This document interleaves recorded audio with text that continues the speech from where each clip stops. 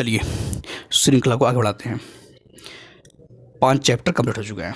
अच्छा, कुछ लोग जो है शॉर्टकट ढूंढ रहे हैं कि जो है पीटी 365 का सर कुछ बता दीजिए, 1 घंटे में सब कुछ कंप्लीट हो जाए बस किस तरीके से, पर ऐसा होने वाला है नहीं।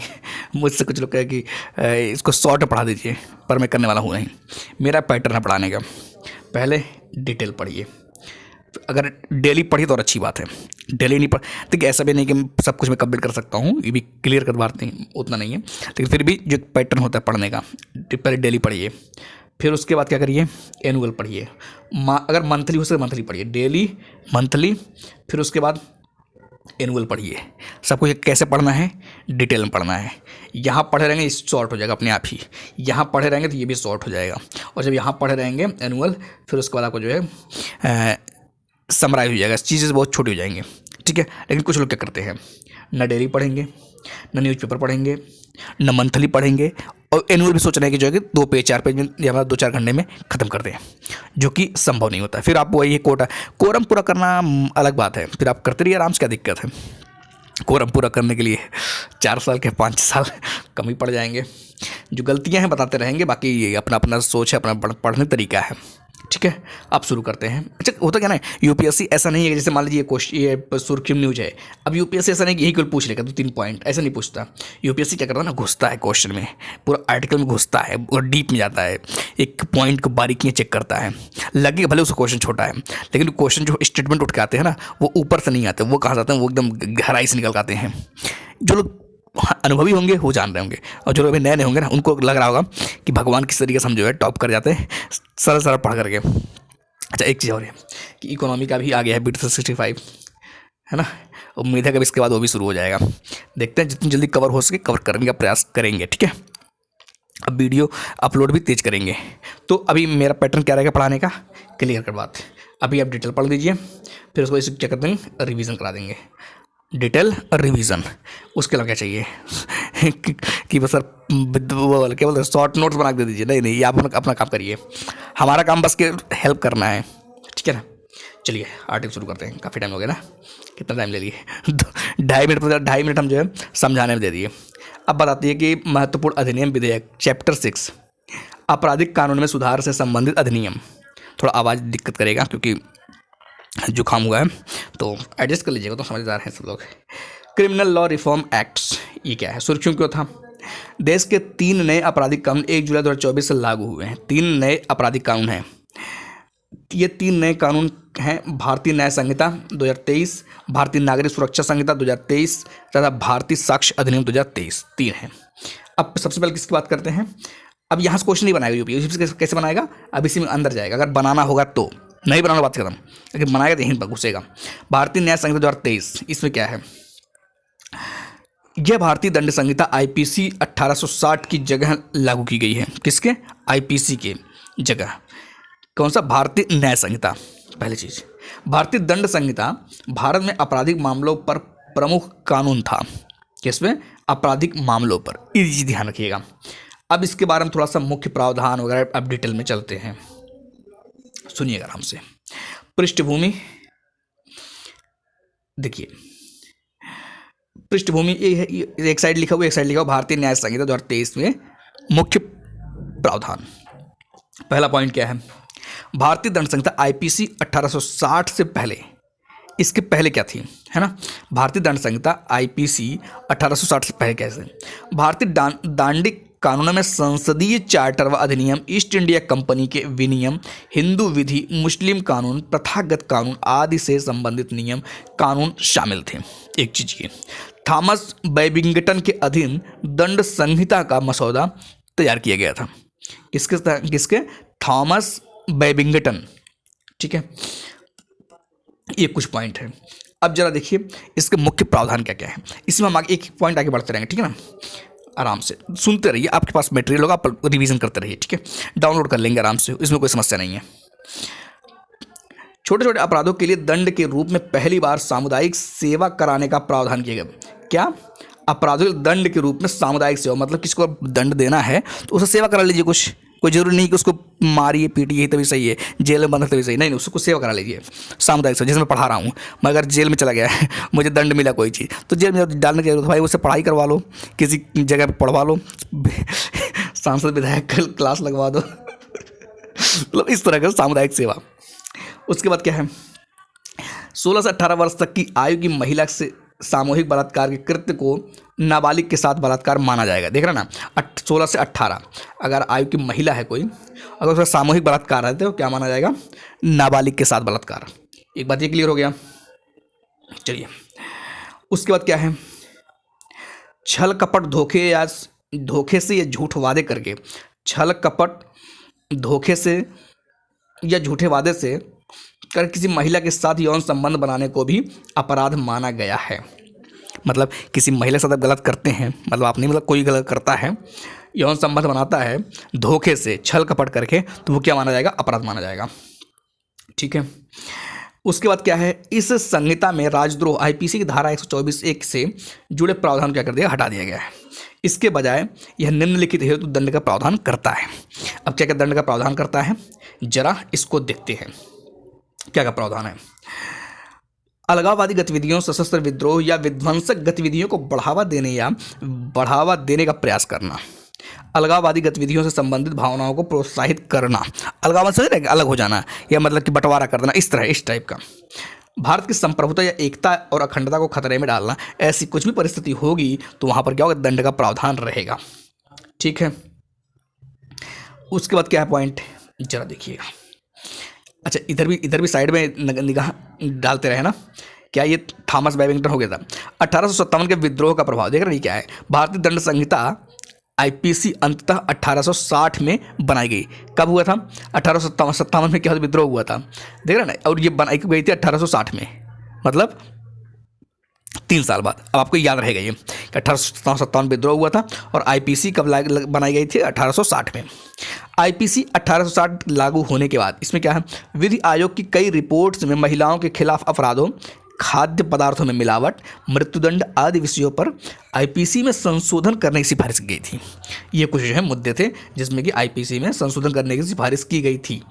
ठीक है। अच्छा, इधर क्या है यह संहिता संगठित अपराध को निम्नलिखित प्रकार से परिभाषित करती है, जैसे निरंतर गैरकानूनी गतिविधि, क्या क्या गतिविधि, अपहरण, जबरन वसूली और साइबर अपराध भी है, ध्यान रखिएगा। किसी समूह द्वारा हत्या या गंभीर चोट पहुंचाना, नस्ल, जाति या समुदाय, लिंग, जन्म स्थान, भाषा या व्यक्तिगत विश्वास के आधार पर हत्या करने या गंभीर चोट पहुंचाने पर उस समूह के सभी लोग इस अपराध के दोषी माने जाएंगे और सजा दी जाएगी। ये बात ठीक है।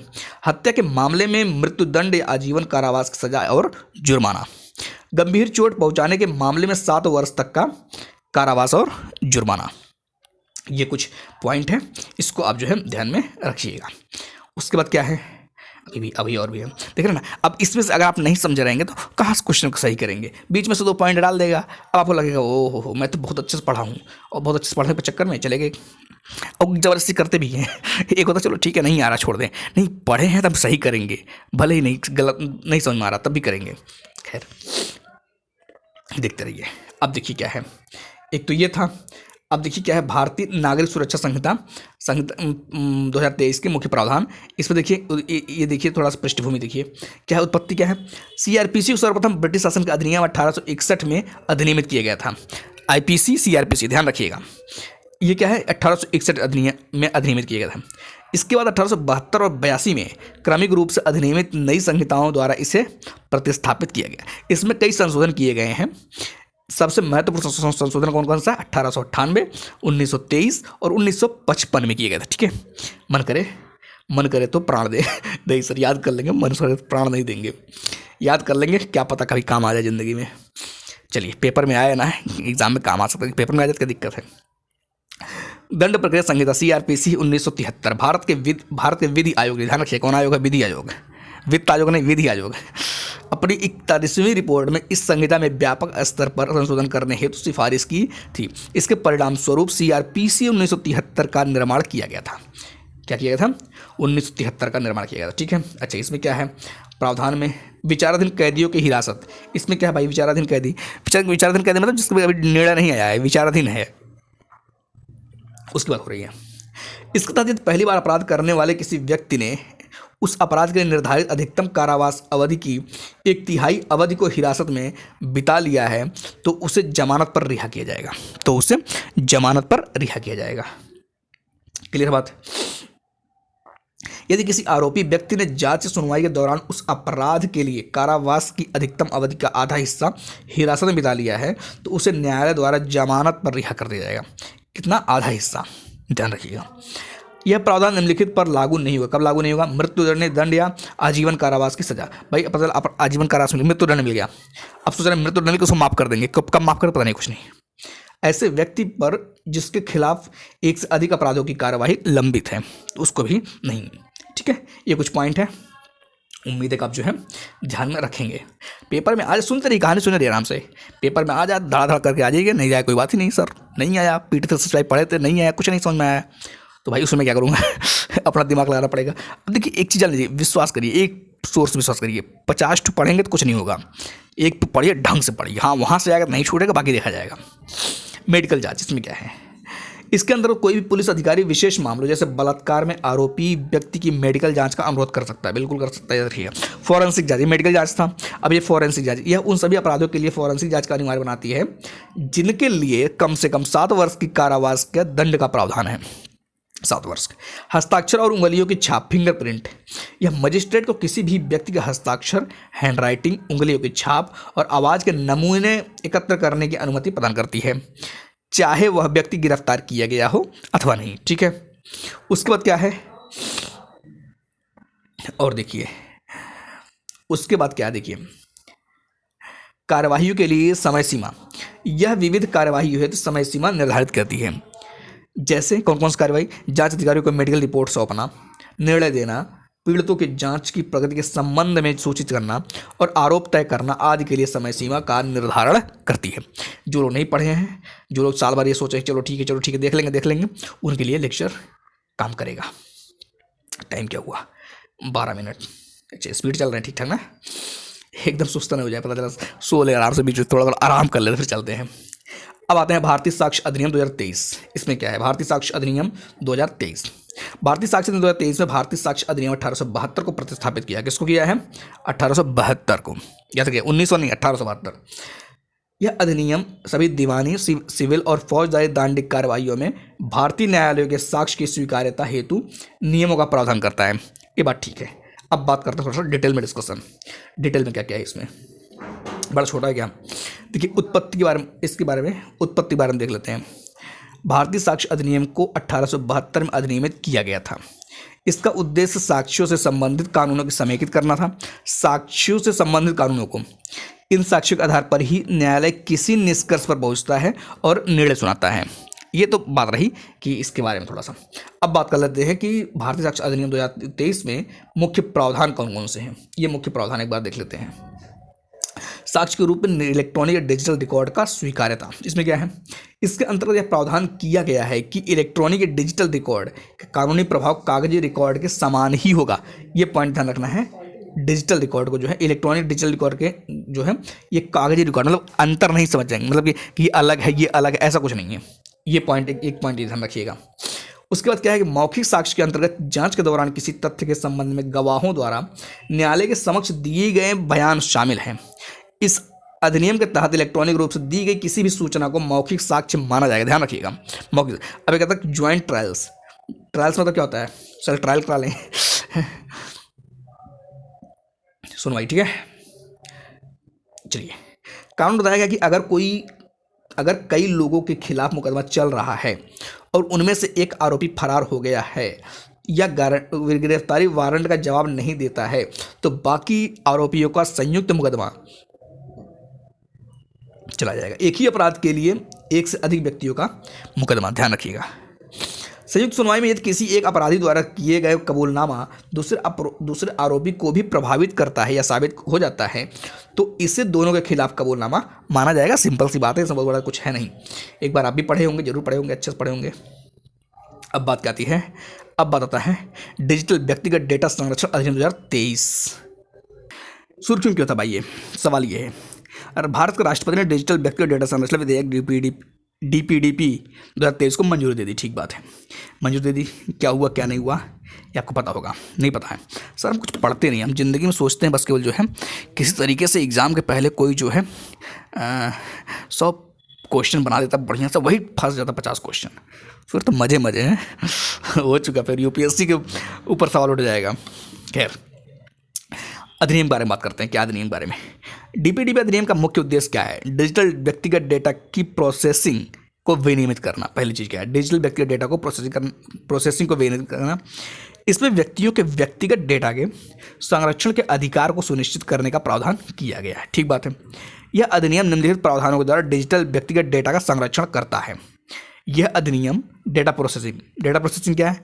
व्यक्तिगत डेटा का संग्रहण, भंडारण या कोई और उपयोग के लिए डेटा फिड्यूसरी पर कुछ उत्तरदायित्वों का निर्धारण करता है, ठीक है, बिल्कुल ठीक बात है। जुकाम हो गया है सर, हमें भी हुआ है, लेकिन हमारी आवाज़ आप तक नहीं जाएगी क्या जरूरत भाई जाने की। यह डेटा प्रिंसिपल है, डेटा स्वामी, देखो ना, डेटा स्वामी यह वह व्यक्ति जिससे संबंधित डेटा है। यह डेटा प्रिंसिपल डेटा स्वामी के अधिकार और कर्तव्य भी निर्धारित करता है, ठीक बात है। साथ ही यह अधिनियम अधिकारों, कर्तव्यों, दायित्वों के उल्लंघन के लिए वित्तीय दंड का प्रावधान करता है। वित्तीय दंड, पैसा देना पड़ेगा, ठीक है, एक तो बात ये रही है। अब बात करते हैं क्या है कि अधिनियम के मुख्य प्रावधानों पर एक नज़र डालते हैं। नज़र लग जाएगी सब, अच्छा नज़र लग जाएगी नज़र नहीं लगने देंगे, ठीक, टेंशन मत लीजिए। किस पर लागू होगा, सवाल ये है। विवरण देख लेंगे, विवरण क्या है, फिर आगे डिस्कस कर रहे हैं। इसके प्रावधान भारत में डिजिटल व्यक्तिगत डेटा के प्रोसेसिंग पर लागू होंगे जहां कोई डेटा डिजिटल ऑनलाइन के रूप में एकत्र किया गया हो, ठीक बात है, या कोई डेटा गैर डिजिटल ऑफलाइन रूप में एकत्र किया गया हो और बाद में उसे डिजिटलीकृत किया गया हो। इसके प्रावधान भारत के बाहर डिजिटल व्यक्तिगत डेटा की प्रोसेसिंग पर भी लागू होंगे यदि उस प्रोसेसिंग का उद्देश्य डेटा का उपयोग करके भारत में वस्तुओं और सेवाओं को उपलब्ध कराना है, ठीक बात है। इस अधिनियम के प्रावधान निम्नलिखित पर लागू नहीं होंगे। इस अधिनियम के प्रावधान, ये पॉइंट ध्यान रखिएगा, यूपीएससी ऐसे स्टेप डालेगा, इस पर लागू होगा, इस पर नहीं लागू होगा, आप खुश हो रहे हैं। हम तो सर एकदम धड़ाधड़ पढ़े हुए हैं, एक्सपर्ट से पढ़े हुए हैं यूपीएससी का, अच्छे पता चला वहाँ जाकर समझ में नहीं आ रहा क्या हो रहा है। देखिए कहाँ लागू नहीं होता है। किसी भी व्यक्ति उद्देश्य के लिए प्रोसेस्ड व्यक्तिगत डेटा, किसी भी व्यक्ति उद्देश्य के लिए, व्यक्तिगत उद्देश्य, ठीक है, एक पॉइंट ये ध्यान रखिएगा। और भी कुछ है, बिल्कुल है, इसमें क्या है देखिए, व्यक्तिगत डेटा जिसे निम्नलिखित द्वारा सार्वजनिक रूप से उपलब्ध कराया जाता है। कौन कौन सा? यदि डेटा प्रिंसिपल खुद अपना डेटा सार्वजनिक रूप से उपलब्ध कराता है, कोई दिक्कत नहीं, जिसका डेटा है अगर वो खुद ही उपलब्ध करा दे रहा, कोई दिक्कत नहीं है। यदि कोई अन्य व्यक्ति कानूनी दायित्व के तहत किसी की व्यक्तिगत डेटा के करता सार्वजनिक रूप से उपलब्ध कराता है तो कोई दिक्कत नहीं है, यही बात क्लियर है, ठीक है। उसके बाद क्या है, सहमति, कंसेंट्स।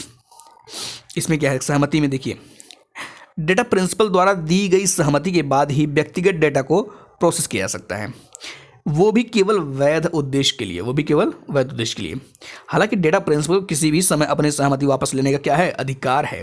किसको? डेटा प्रिंसिपल को, यह ध्यान रखिएगा, किसी भी समय। ऐसा अफसर नहीं सर एक बार जब दे देगा तो कैसे ले लेगा वापस, तो याद रखिएगा सहमति वापस लेने का अधिकार है। ऐसे मामले जिनमें सरकार की ओर से कोई लाभ या सेवा प्रदान की जा रही हो या चिकित्सा आपात जैसी स्थिति आ जाए, वैध उपयोग के लिए सहमति की आवश्यकता नहीं होगी, बिल्कुल नहीं होगी। पता चला वहाँ पर जाकर लगे हुए पहले हमको सहमति मिले फिर हम कुछ करेंगे, क्लियर बात। किसी बालक या दिव्यांग व्यक्ति के मामले में उसके माता पिता या कानूनी संरक्षक द्वारा सहमति प्रदान की जाएगी, सिंपल सी बात है ये तो।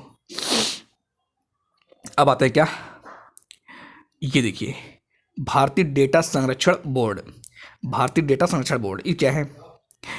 यदि इसमें केंद्र सरकार द्वारा DPBI के गठन का प्रावधान किया गया, किसके द्वारा? केंद्र सरकार द्वारा। ये ध्यान रखना है, केंद्र सरकार ध्यान रखना है। बोर्ड के प्रमुख कार्य निम्नलिखित है। अब ये बोर्ड के काम कौन कौन से, ये ध्यान रखना है। निम्नलिखित के अनुपालन की निगरानी करना और उल्लंघन के मामले में जुर्माना लगाना। देखिए उसके बाद क्या है, डेटा उल्लंघन की स्थिति में आवश्यक उपाय करने के लिए डेटा फिड्यूसरी को निर्देश देना। डेटा फिड्यूसरी, ध्यान रखिएगा, प्रभावित व्यक्तियों द्वारा की गई शिकायतों की सुनवाई करना।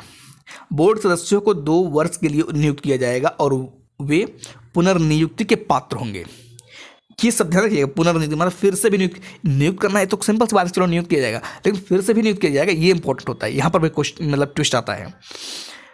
टीपीबीआई के किसी निर्णय के विरुद्ध दूरसंचार विवाद निपटाने और अपीली अधिकरण टीडी सेट में अपील किया, ठीक है, अपील किया सकेगी। उसके बाद क्या आता है, उसके बाद डेटा प्रिंसिपल के अधिकार और कर्तव्य। अब जो डेटा प्रिंसिपल है, जो जिसका डेटा है, अब उनके अधिकार और कर्तव्य क्या क्या होंगे ये भी देख लीजिए। डेटा प्रिंसिपल के पास निम्नलिखित अधिकार होंगे। कौन अधिकार होंगे, क्या करेंगे, कहीं पे कुछ भी कर देंगे सर, मजा लेंगे कि हम कहीं पर सहमति देंगे नहीं देंगे, पैसा लेंगे तब सहमति देंगे, अच्छा ऐसा भी कुछ है क्या, पर अपना कानून रहता, सब अपना अपना मान के चलता रहता, ठीक है। देखिए क्या क्या है। डेटा प्रोसेसिंग के बारे में जानकारी प्राप्त करना इनका अधिकार है, कि मतलब डेटा प्रोसेसिंग के बारे में जानकारी इनको चाहिए तो चाहिए, ले सकते, कोई दिक्कत नहीं। व्यक्तिगत डेटा सुधारने और उसे हटाने की मांग करना, देखिए इनके पास ये भी मतलब अधिकार है। एक डेटा प्रिंसिपल को डेटा फिड्यूसरी के पास शिकायत दर्ज कराने का अधिकार होगा, बिल्कुल सही बात है। ऐसा आएगा, स्टेटमेंट आएगा तो आपको लगेगा सही गलत है, सही गलत हटाओ इसको, काटो पीटो, ऐसे चलेगा। मृत्यु या अक्षमता की स्थिति में अधिकारों का प्रयोग करने के लिए किसी व्यक्ति को नामित करने का अधिकार, बिल्कुल। डेटा प्रिंसिपल द्वारा झूठी या व्यर्थ शिकायत दर्ज नहीं की जानी चाहिए। पता चला डेटा प्रिंसिपल सोच रहे हैं कि हम कुछ अपना ही दिमाग लगा देंगे, है ना, तो झूठी गवाही दे देंगे, झूठी बात कर देंगे, शिकायत दर्ज कर देंगे, तो ऐसा नहीं कर सकते। यदि उसे कोई गलत विवरण नहीं देना चाहिए, गलत विवरण भी नहीं देना चाहिए। कर्तव्य को उल्लंघन करने पर डेटा प्रिंसिपल पर 10,000 रुपये का तक जुर्माना लगाया जाएगा, 10,000 रुपये तक। सर हम तो 10,000 का हम लाख रुपये दे देंगे होते कुछ जोश वाले होते हैं ना, तो ऐसा नहीं होना चाहिए, ठीक है। डेटा फिड्यूसरी के दायित्व, अब देखिए डेटा फिड्यूसरी के दायित्व। डेटा फिड्यूसरी इसमें क्या है, प्रोसेसिंग के उद्देश्य या तरीके को निर्धारित करने वाली इकाई। क्या, प्रोसेसिंग जो होता है डेटा का, प्रोसेसिंग उसका उद्देश्य और तरीका निर्धारित करने वाला क्या बोलते हैं, डेटा फिड्यूसरी बोलते हैं, ठीक है। कि निम्नलिखित दायित्व होंगे। अब दायित्व कौन सा है, दायित्व ध्यान रखिएगा। डेटा फिड्यूसरी का क्या दायित्व है भाई, डेटा की सटीकता और पूर्णता सुनिश्चित करना है, डेटा की सटीकता और पूर्णता सुनिश्चित करना, ठीक बात है। डेटा ब्रीच या उल्लंघन को रोकने के लिए उचित सुरक्षात्मक उपाय करना है। डेटा ब्रीच या उल्लंघन, ब्रीच समय उल्लंघन समझ जाइए। डेटा ब्रीच की स्थिति में डीपीबीआई को प्रभावित व्यक्तियों को सूचित करना, ठीक है। उद्देश्य पूरा हो जाने तथा कानूनी उद्देश्यों के लिए इसे बनाए रखने की आवश्यकता नहीं होने पर व्यक्तिगत डेटा को डिलीट कर देना, समझ ना। कुछ लोग नहीं डिलीट करते हैं, रखे रहते कहीं और मिसयूज कर देंगे, तो ये सब थोड़ा ध्यान रखिएगा। उसके बाद आता है क्या, महत्वपूर्ण data fiduciary, significant data fiduciaries, SDF। इसमें क्या है, केंद्र सरकार किसी डेटा फिड्यूसरी को महत्वपूर्ण डेटा फिड्यूसरी घोषित कर सकती है। किसी डेटा फिड्यूसरी को महत्वपूर्ण घोषित कौन कर सकती है, केंद्र सरकार। वह अत्यधिक मात्रा में संवेदनशील व्यक्तिगत डेटा का प्रबंधन करता है यदि ध्यान रखेगा, यदि डेटा प्रिंसिपल को नुकसान होने का जोखिम है, यदि भारत की संप्रभुता, एकता, अखंडता, ये तो पता ही आपको, भारत की संप्रभुता और अखंडता, राज्य की सुरक्षा, चुनावी लोकतंत्र, ठीक है, इन सब पे कोई समस्या नहीं आनी चाहिए, ठीक है। उसके बाद क्या है, देखिए, और क्या, लोक व्यवस्था पर प्रभाव पड़ने की संभावना, लोक व्यवस्था पर प्रभाव पड़ने की संभावना। अब एक चीज आता है, SDF के पास डेटा सुरक्षा अधिकारी और एक स्वतंत्र डेटा ऑडिटर नियुक्त करने तथा प्रभाव आकलन करने जैसे कुछ अतिरिक्त दायित्व भी होंगे। सिंपल सी बात है, इसमें कोई बड़ी बात नहीं है। सुने रहिए, आराम से सुने रहिए और कुछ नहीं करना है। वहाँ आएगा दिमाग खुद ही चलेगा, नहीं आएगा तो नहीं चलेगा। सर जबरदस्ती हम दिमाग लगाएंगे, क्या दिमाग लगाएंगे भाई, आ ही नहीं रहा क्वेश्चन में क्या लिखा है, क्या पढ़ा है, तो फिर कैसे काम चलेगा। अधिनियम के तहत दी गई छूट, एग्जेम्पशन, ठीक है। अब इसमें क्या है, देखिए, अधिनियम के तहत दी गई छूट, इसमें क्या है, डेटा प्रिंसिपल का अधिकार और डेटा फिड्यूसरी के दायित्व डेटा सुरक्षा के अतिरिक्त निम्नलिखित मामलों में लागू नहीं होंगे, निम्नलिखित मामलों लागू नहीं होंगे। अब क्या है, कहाँ लागू नहीं होंगे, सुरक्षा, संप्रभुता, लोक व्यवस्था आदि के हित में अधिसूचित एजेंसियाँ। सिंपल सी बात, देखो शब्दों को पकड़िए, ये सब बहुत इंपॉर्टेंट चीज़ है कि सुरक्षा, संप्रभुता, लोक व्यवस्था, ये सब बहुत इंपॉर्टेंट है, कहीं पर भी आ जाएगा, आपको समझ में दिमाग लगा लेंगे। अनुसंधान, संग्रहण या सांख्यिकी उद्देश्यों के लिए, स्टार्टअप डेटा फिड्यूसरी की अन्य अधिसूचित श्रेणियों के लिए, कानूनी अधिकारों और दावों को लागू करने के लिए, न्यायिक या विनियामक संबंधी कार्य करने के लिए, अपराधों को रोकना और उनकी जांच करने के लिए, विदेशी अनुबंध के तहत गैर निवासियों के व्यक्तिगत डेटा को क्या करना, को भी भारत में प्रोसेस किया जाएगा। सिंपल सी बात है, ये कुछ पॉइंट थे, ये भी आप जो क्या करेंगे ध्यान रखेंगे, ठीक है। उसके बाद क्या है, ये देखिए कि इसके अलावा केंद्र सरकार देश की सुरक्षा और लोक व्यवस्था के हित में कुछ गतिविधियों को अधिनियम के प्रावधान शुरू। सिंपल बात, केंद्र सरकार ताकतवर है भाई इस मामले में। अब आप सोच रहे नहीं दे सकती, इससे ताकतवर संसद होती है, पता ही आपको, संसद सबसे ताकतवर है, कुछ भी कर देगी। अब देखिए क्या है, बालकों के व्यक्तिगत डेटा की प्रोसेसिंग। बालकों के व्यक्तिगत डेटा की प्रोसेसिंग, इसमें क्या है, किसी बच्चे के व्यक्तिगत डेटा की प्रोसेसिंग करते समय डेटा फिडुसरी के निम्नलिखित कार्य नहीं करने चाहिए। किसी बच्चे की बात हो रही है, क्या नहीं करना चाहिए, प्रोसेसिंग संबंधी ऐसा कार्य जिससे बच्चे कल्याण पर कोई हानिकारक प्रभाव पड़ने की संभावना है। बच्चे के जो है कल्याण पर कोई हानिकारक प्रभाव नहीं पड़ना चाहिए। बच्चे पर नजर रखना, व्यवहार संबंधी निगरानी करना और उन्हें लक्षित करके विज्ञापन करना, ये नहीं करना चाहिए कि उनको लक्षित करके विज्ञापन करें। उसके बाद क्या है, भारत के बाहर व्यक्तिगत डेटा का हस्तांतरण। भारत के बाहर की बात हो रही है। यह अधिनियम सरकार द्वारा प्रतिबंधित देशों को छोड़कर भारत के बाहर व्यक्तिगत डेटा के हस्तांतरण की अनुमति देता है। एक चीज़ ये, जुर्माना, पेनाल्टीज क्या है, यह अधिनियम कई अपराधों के लिए जुर्माना का प्रावधान करता है, जैसे कि बच्चों से संबंधित दायित्व को पूरा न करने पर 200 करोड़ का जुर्माना। देख रहे हैं बस, इतना पैसा लगेगा जुर्माना, याद रखिएगा, 200 करोड़, 20 करोड़ नहीं, 2 करोड़ नहीं, 200 करोड़। फैक्ट्स खेलता यूपीएससी। डेटा उल्लंघन रोकने के लिए सुरक्षात्मक उपाय न करने पर 250 करोड़ रुपए, देख रहे हैं 250, 200, 250 हो गया। तो ये सब ध्यान रखिएगा, ठीक है। उम्मीद है इतनी बातें समझ में आई होंगी। कितना टाइम हुआ देखें, आधा घंटे होने वाले हैं। एक बार देख लेते हैं कितना बड़ा आर्टिकल ये है।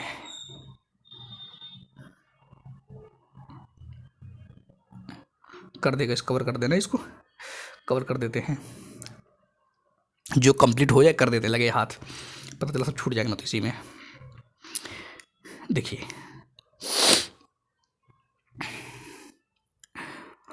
लोक परीक्षा अनुचित साधन निवारण अधिनियम, नियम 2024, public examination prevention of unfair means rules 2024, ठीक है। सुर्खियों क्यों भाई, इन नियमों को केंद्रीय कार्मिक लोक शिकायत और पेंशन मंत्रालय ने अधिसूचित किया है। इन नियमों को लोक परीक्षा अनुचित साधन निवारण अधिनियम 2024 के तहत अधिसूचित किया गया है। ये नियम जून 2024 से लागू हो गए हैं। अब देखिए इसमें क्या क्या होता है, परीक्षा से रिलेटेड बात है ना, बस मजे सुनिएगा बस, अभी आपको खुद पता चल जाएगा क्या होना चाहिए क्या नहीं होना चाहिए। सुनते रहिए बस आराम से। मुख्य नियमों पर एक नज़र। इसमें क्या है, यदि लोक परीक्षा के संचालन में अनुचित साधनों का उपयोग या अपराध का प्रथम दृष्टया मामला सामने आता है तो परीक्षा केंद्र प्रभारी FIR दर्ज कराने सहित उचित कार्रवाई कर सकते हैं। क्या प्रथम दृष्टया अगर दिख रहा है, मतलब सिर्फ दिख रहा है कि अनुचित साधन का प्रयोग हो रहा है ना, तो तुरंत जो है FIR हो सकता है, कोई दिक्कत नहीं है। पहला पॉइंट ये। दूसरा पॉइंट क्या है, यदि अनुचित साधनों के उपयोग में सेवा प्रदाता के प्रबंधन या निदेशक मंडल की संलिप्तता है, मतलब जो सेवा दे रहे हैं अगर वही मिले हुए हैं अनुचित साधन प्रयोग में, तो लोक परीक्षा प्राधिकरण एक समिति गठित करेगा। लोक सेवा प्रदाता कोई भी एजेंसी, संगठन, निकाय, व्यक्तियों का संघ, व्यावसायिक इकाई आदि हो सकता है। मतलब केवल वहाँ जो खड़े हुए हैं, जो मतलब कि जिनकी ड्यूटी लगी है वही नहीं, पूरा सिस्टम बात हो रही है, जिसे लोक परीक्षा प्राधिकरण ने लोक परीक्षा के संचालन के लिए नियुक्त किया है, ठीक है। क्षेत्रीय अधिकारी लोक परीक्षा संचालन में अनुचित साधनों का उपयोग या अपराध के सभी घटनाओं को कि लोक परीक्षा प्राधिकरण को रिपोर्ट करेगा। साथ ही उसने इस मामले में जो भी कार्रवाई की है उनकी भी प्राधिकरण की रिपोर्ट करेगा, ठीक है। ये तो सिंपल कुछ बातें हैं। जुर्माना वगैरह लगेगा सर? नहीं, क्या जुर्माना लगेगा? अच्छा ऐसा देखते कितना जुर्माना लगता है, अगर लगता है तो कितना लगेगा सर? क्या पता 10 रुपये ले लें 10 रुपये ले लेंगे, इतना सस्ता। इतना लोक परीक्षा अनुचित साधन निवारण अधिनियम 2024 के बारे में जरा देखिए। अनुचित साधनों के निम्नलिखित शामिल है, कौन कौन से हैं अनुचित साधन, कौन कौन से शामिल है? मेन चीज़ ये है, प्रश्न पत्र या उत्तर कुंजी की अनधिकृत पहुंच या उन्हें लीक किया जाना। मतलब प्रश्न पत्र या उत्तर कुंजी दोनों, केवल प्रश्न पत्र की बात नहीं हो रही है या केवल उत्तर कुंजी बात नहीं हो रही, दोनों है। लोक परीक्षा के दौरान किसी अभ्यर्थी की सहायता करना, मतलब परीक्षा हो रहा है उस समय जाकर किसी की हेल्प कर देना। अच्छा आपको पेज चाहिए, पेज देता हूँ मैं अपने से, घर से लाकर देता ऐसा नहीं होना चाहिए, ठीक है। कंप्यूटर नेटवर्क या संसाधनों की छेड़छाड़ करना है। कंप्यूटर नेटवर्क पता चला जब खुद ही जाकर के ऑन ऑफ कर रहे हैं, खुद जाकर जो किसी से रिलेटेड वाईफाई ले रहे हैं, ऐसा कुछ कर रहे हैं, कुछ नहीं होना चाहिए। फर्जी परीक्षा आयोजित करना, फर्जी परीक्षा ये तो भाई अलग ही बात है, फर्जी परीक्षा आयोजित कर दे रहे हैं। दंड क्या क्या मिलेगा सर? दंड लगेगा, देखिए क्या होता है। अनुचित साधनों का सहारा लेने वाले व्यक्ति के लिए दंड। जो अनुचित साधनों का सहारा ले रहा है उसकी बात हो रही है। क्या होगा? कम से कम 3 साल की कैद हो जाएगी। 3 साल, तो 3 साल में तो कुछ होगा नहीं, बहुत कुछ हो जाएगा। जिसे 5 साल तक बढ़ाया जा सकता है, 5 साल तक बढ़ाया जा सकता है, मतलब 3 साल तक है, लेकिन जो है 5 साल तक बढ़ाया जा सकता है। और 10 लाख रुपये तक जुर्माना, 10 लाख रुपये तक। सर इतना पैसा लगेगा? उसके बाद क्या है? संगठित अपराध करने वाले सेवा प्रदाता या किसी व्यक्ति समूह के लिए दंड, मतलब सेवा प्रदाता की बात हो रही है अब, या किसी व्यक्ति या समूह के लिए कितना जुर्माना है? 1 करोड़ रुपए तक का जुर्माना है। 1 करोड़, सर इतना ज़्यादा पैसा। और परीक्षा आयोजन की लागत भी उससे वसूल की जाएगी। देख रहे हैं, परीक्षा आयोजन की लागत मतलब जितना पैसा लगेगा परीक्षा कराने में, जितना पैसा लगेगा वो भी जो वसूल की जाएगा उससे। सभी अपराध संज्ञेय गैर जमानती से, ठीक है ना, संज्ञेय तो ठीक बात है, गैर जमानती भी है, ध्यान रखिएगा, और गैर शमनीय मतलब कि नॉन कंपाउंडेबल भी है होंगे। लोक परीक्षा से आशय क्या है? लोक परीक्षा से आशय अनुसूची में निर्दिष्ट लोक परीक्षा प्राधिकरण द्वारा आयोजित की कोई भी परीक्षा से या केंद्र सरकार द्वारा अधिसूचित किसी अन्य प्राधिकरण द्वारा आयोजित की जाने वाली परीक्षाओं से है। तो ये रहा कुछ जो है परीक्षा से रिलेटेड बातें। उम्मीद है कि आपको कुछ बातें रिवाइज हुए, पढ़े तो होंगे ही ना, अब करंट अफेयर चल रहा था तो शुरू में पढ़े ही होंगे। उसके बाद क्या था? दूर संचार अधिनियम, टाइम कितना हुआ? आधा घंटा हो गया। कितना बड़ा आर्टिकल, जरा एक बार चेक कर लेते हैं। ये टाइम लगेगा ना, जाने देते हैं, बाकी मिलेंगे नेक्स्ट वीडियो में। आज के लिए इतना रखते हैं, शुरू करेंगे दूर संचार अधिनियम 2023, टेलीकम्युनिकेशन एक्ट 2023, ठीक है।